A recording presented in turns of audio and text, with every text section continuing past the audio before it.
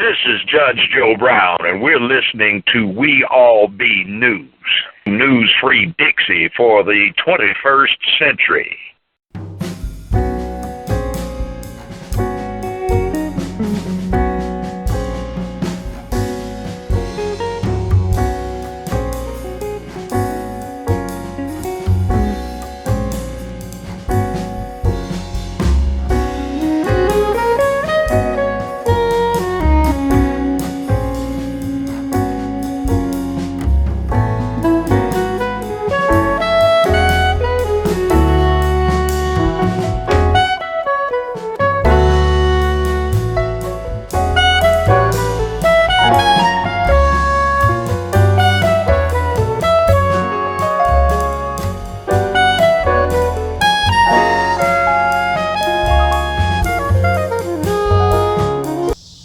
Welcome, boys and girls, scholars and laymen, to another wonderful edition or edutainment edition of the Artivist Thinks. More location at the Highland Cemetery, just several blocks away from the resting place of Charlie Parker in Lincoln Cemetery out here in KC, baby. And BEnnie Moten. I'm just paying homage to BEnnie Moten. Who is BEnnie Moten? Well, people might say he's the founder or the father of the KC jazz sound, of the Kansas City swing sound. He is the undisputed king of Kansas City swing. He's kind of like the equivalent of W.C. Handy in Memphis, the father of the blues, or in the name. He's a very important figure in the music history of Kansas City. And BEnnie Moten was interesting. He was a pianist. He was a band leader. He also was a shrewd businessman. He had arguably the most popular swing jazz band of the 20s and 30s in his BEnnie Moten Orchestra. He was such a shrewd businessman that he actually recruited his competition into his organization. People known as the Blue Devils, people like Hot Lips Page, a brother named William Basie from Red Bank, New Jersey. Like I said before, he recruited a young brother by the name of William Basie from Red Bank, New Jersey, known the world over as the legendary one and only Count Basie. So BEnnie Moten was very popular, in demand. Unfortunately, his career was cut short by tragedy and controversy. On April 2nd, 1935, we lost BEnnie Moten to a mishap during a tonsillectomy, a surgery to remove his tonsils, which should have been a routine surgery, but somehow his jugular vein was cut and he bled to death. Now, people tell me, the old timers tell me, other sources tell me that BEnnie Moten was actually having an affair with the doctor's wife. Now, this is interesting because he's not the only music legend in Black history, it seems, to meet with foul play. For example, we lost on August 16, 1938, Robert Johnson, arguably the king of the Delta Blues, who allegedly made a deal with the devil in order to get his blues mastery. He allegedly was poisoned on his last concert date at a club they called Three Forks in Greenwood, or outside Greenwood, Mississippi. Legend has it that he was actually sleeping with the bar owner or the club owner's wife, and they put some poison in his alcohol. So also you have the case on July 12, 1947 of my music hero, Jimmy Lunsford, who demanded that a racist white restaurant owner serve him and his men in Seaside, Oregon. Jimmy Lunsford dropped dead signing autographs before a concert that night.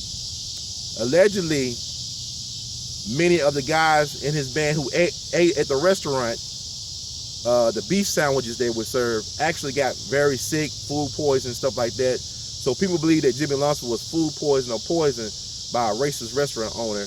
And, so now he's a part of this narrative along with BEnnie Moten, who passed away on April 2nd, 1935. But, it's kind of interesting because BEnnie Moten, he might not be as well known. It's kind of like King Oliver was very, very popular during his time, but Louis Armstrong, his protege, is better known. Same case with BEnnie Moten. When he died, his man was actually waiting for him out in Denver. They were doing some concert dates out in Denver. They thought their leader was going to join them, but instead of him joining them, Count Basie took over for the band. It's kind of like when Chick Webb died and Ella Fitzgerald stepped in to hold down the Chick Webb Orchestra for some years, and the rest is history. Same thing with BEnnie Moten. When he passed away unexpectedly, Count Basie stepped into greatness, into destiny, and the rest is history. So, in my opinion, my humble opinion, BEnnie Moten might be KC's most unsung music great. So you gotta think about it. He helped set the foundation for the future jazz greats to come out of Kansas City, such as Ben Webster, such as Lester Young, such as the one and only Charlie Yardbird Parker, truly beyond category. So we salute brother BEnnie Moten, who passed away at 41 years young. Forever young BEnnie Moten, forever swinging, Cat Daddy BEnnie Moten. We love you madly. In the words of Great Duke Ellington, here's a quick tribute to my man, BEnnie Moten.